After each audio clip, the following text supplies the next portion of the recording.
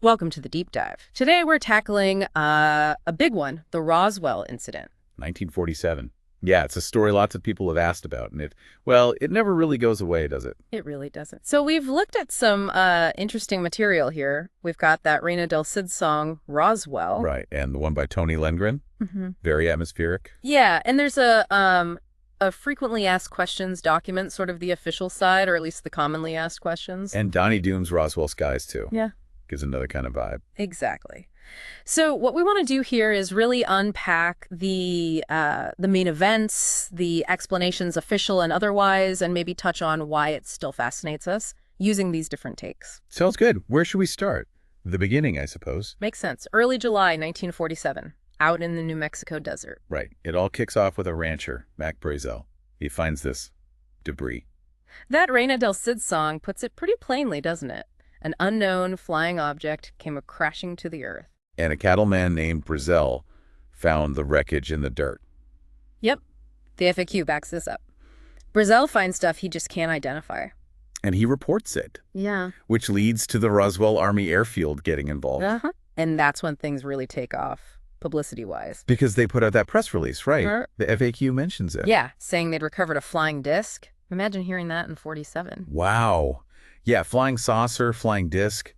That term was pretty new then, and immediately screamed, well, something not from around here. Exactly. So that initial report, confirmed by the FAQ, it just lit a fire. Huge public excitement, headlines everywhere. Seemed like confirmation of, a crashed UFO. For about a day, maybe, because that story didn't stick for long. No, it definitely didn't. And this is where it gets really murky, I think. The military walks it back fast. Super fast. The FAQ details this quick retraction. Suddenly, it's not a flying disc. Nope, just a plain old weather balloon. That Reina del Cid song nails that reversal. The headlines were reversed. There's nothing to see here in Roswell. It's just torn up old weather balloon. It's quite the shift. And significantly, this new explanation doesn't come from Roswell itself, does it? No, that's a key point in the FAQ.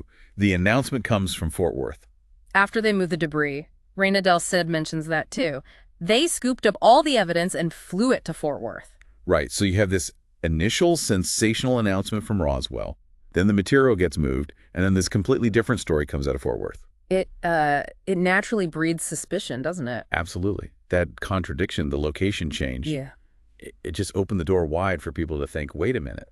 This doesn't add up. It fed into maybe a growing distrust or at least questioning of official stories back then. For sure. The excitement turned into this lingering doubt, a feeling that something was being, covered up. And right in the middle of all this is Major Jesse Marcel. Ah, yes. Major Marcel. He's crucial. The song asks, Major Marcel, what can you tell us about Roswell? And calls him a rank-and-file officer. Well, the FAQ clarifies he was actually a ranking intelligence officer at the Roswell base.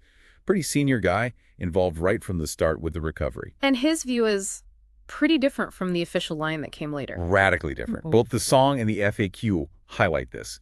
He insisted consistently that what he handled was not a weather balloon. The song is quite powerful on this. But to his dying day, the Major swore on all he had. There's no way in hell the thing that fell was made by human hands. That's a strong statement from someone who was there, an intelligence officer. It really is. And that testimony, from someone credible on the ground, it's become a cornerstone for challenging the weather balloon story. Definitely. It makes you wonder what exactly he saw or felt about that material that made him so certain. So you've got the official explanation of weather balloon, but you've also got these inconsistencies, the quick reversal, and this key witness, Marcel, saying, no way. Which means the door stays wide open for other ideas. Yeah, the FAQ mentions the widespread belief in an alien craft just never went away. Right. And you see that reflected in the Donny Doom lyrics, too. Aliens and government secrets fill the air. It taps right into that. So these alternative theories, they're not just about it being not a balloon, but often about something much more specific, right? Exactly. The FAQ touches on the big ones.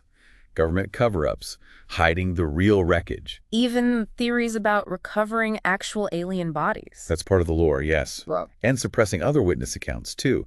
These ideas, fueled by the initial confusion and Marcel's stance, have kept Roswell alive for decades. Donny Doom's song kind of sums up that feeling, asking, Roswell, oh Roswell, what do you hide? It really does capture that persistent sense of mystery, of something deliberately concealed. And it's amazing how this one event, whatever it was, has completely defined the town. Oh, absolutely. Yeah. The FAQ talks about this. Yeah. Roswell is UFOs now in the public mind. It's a huge tourism driver. Museums, festivals, they've really embraced it. They have. The incident went way beyond local news. It's global pop culture now. And our music sources really show that. Reina Del Cid saying, my brain is frying out in Roswell. It captures that kind of weird, enduring mystery vibe. Yeah, and Donny Doom calling it a legend written in the stars that never dies. It gives it this almost mythical quality. Those lyrics do hit on why it sticks with us, I think. Like Doom's line, the mysteries that linger as the truth tries to fly. Or Reina Del Cid's ending. So the mystery lives on out in Roswell, that creepy New Mexico town. It emphasizes that feeling of, we still don't really know. So pulling it all together from these different sources, the songs, the FAQ, what's the main feeling we're left with? I'd say it's this real tension. You have the official story, the mundane explanation, a weather balloon, acknowledged, but it's constantly overshadowed. yeah, by the initial excitement, the weird reversal, Marcel's testimony, and just decades of speculation, and frankly, belief that it was something more. Something extraordinary. That feeling that the full story hasn't come out seems pretty persistent across the board. Definitely. The weather balloon explanation just hasn't managed to put the questions to rest for a lot of people. So it starts with a rancher finding some strange debris, explodes with a flying disc report, gets quickly shut down with a mundane explanation, but the questions, the contradictions, and the testimony of people like Marcel mean it just embeds itself in our culture. It defines Roswell and captures imaginations worldwide. Still. Okay, so let's leave our listeners with something to think about then. Yeah. Considering everything, that initial flash of excitement, the abrupt U-turn on the official story, the decades of theories, the cultural impact, what does the fact that Roswell still fascinates us so much, what does that tell us about ourselves? Maybe about how much we want to understand things we don't understand. The unknown. And perhaps how we relate to official explanations versus, well, the possibility of something bigger. Yeah, our relationship with authority and the narratives they provide. It's definitely something to chew on. Why does this story endure?